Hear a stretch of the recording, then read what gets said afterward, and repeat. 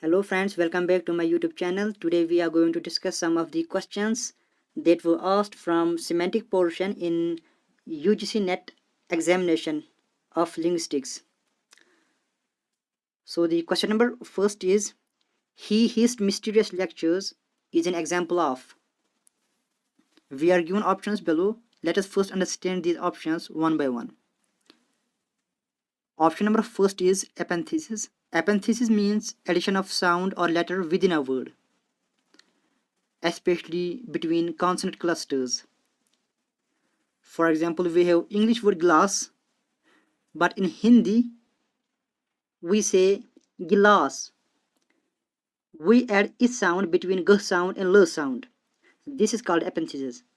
The option number second, spoonerism.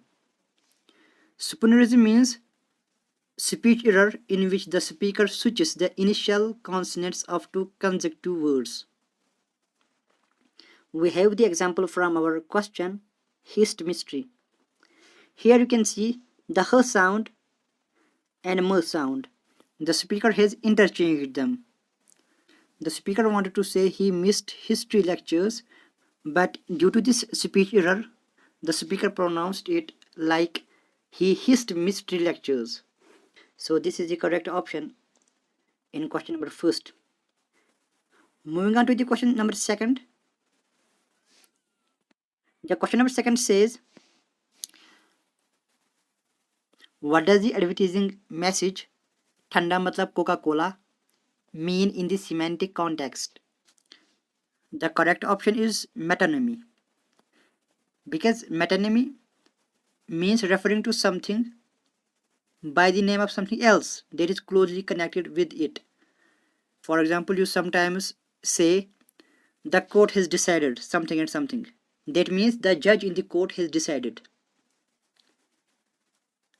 The same way you say the parliament has decided something, which means the president or the prime minister, the head of the parliament, has decided. In the same way, in this question, the word Coca-Cola is used for thanda, because when you can bear the scorching heat, you drink Coca-Cola to refresh yourself and feel cool. That is thanda. You feel thanda. So thanda matlab Coca-Cola. And the rest of the options are synonyms. Synonyms means two words having same meaning. Visual claim. Visual claim means using exaggerated statements, usually in advertising, to grab attention of the audience. Kernel sentence means the basic sentence structure. In English, we can say SVO, sentence structure, is the kernel sentence structure. So option number D, C, B are irrelevant, and option number A is the answer. Question number third, smoke coming out of the woods.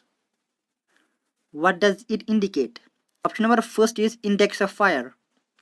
Here we go. What is index? A sign that denotes its object by virtue of actual connection between them. So this is the correct answer, by virtue of connection between them. You can see smoke cannot produce without fire. If you see smoke, it is understood that the fire is burning somewhere there around. So smoke is the indication of fire. Option number A is the correct answer. So option number B, icon. Icon of fire. Icon of fire means if you have a small photo of fire in your phone, it is icon of fire. Icon here, something that physically resembles what it stands for. If you have a photo of fire in your phone, it is icon of fire. Symbol of fire means the word FIRE is the symbol of fire, because symbols do not have the logical connection with the thing it represents or with the object it represents. So the word fire, FIRE, is the symbol for fire. Token of fire. What's a token? Token means an object that represents something else. For example, token of fire could be someone is giving you a match stick, means he is telling you to lit the fire. So match stick is a token of fire. Here in this question, A part is the correct answer. Question number 4, the English sentence, "Hey dude, what's up?"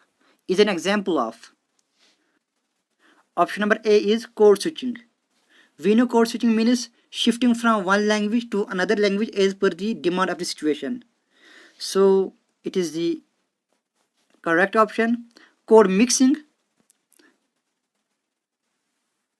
Code mixing means you do not shift to another language but you import words from another language into your own language. Means two persons are talking into Hindi language. One person uses English words in his conversation to dominate the other. It is code switching. So option number B is also irrelevant. Option number C, Creole. Creole means the advanced stage of Pidgin. It is also irrelevant. Stylistic variation. Stylistic variation is the correct answer because speaking in this way can be a style of a particular person. Question number 5 says, they saw Pat with Chris and they saw Pat and Chris are instances of. Two options are given. First is paraphrases and the second one is grammatical. First and second. So what is a paraphrase? A paraphrase means using different words or sentence structures to convey the same idea. So here the idea is they saw Pat with Chris and they saw Pat and Chris. Means they have seen Pat and Chris together. So both of the sentences have same idea. It means paraphrase is correct and both of the sentences are grammatical. Means there is no grammar error in these two sentences. So grammatical is also the correct option. So both 1 and 2 are true. Option number A will follow. Question number 6. Which among the following is not an example of pleonasm? Pleonasm means redundancy in words. Means using more than necessary word to explain something. So let us see. Option number A is most smallest.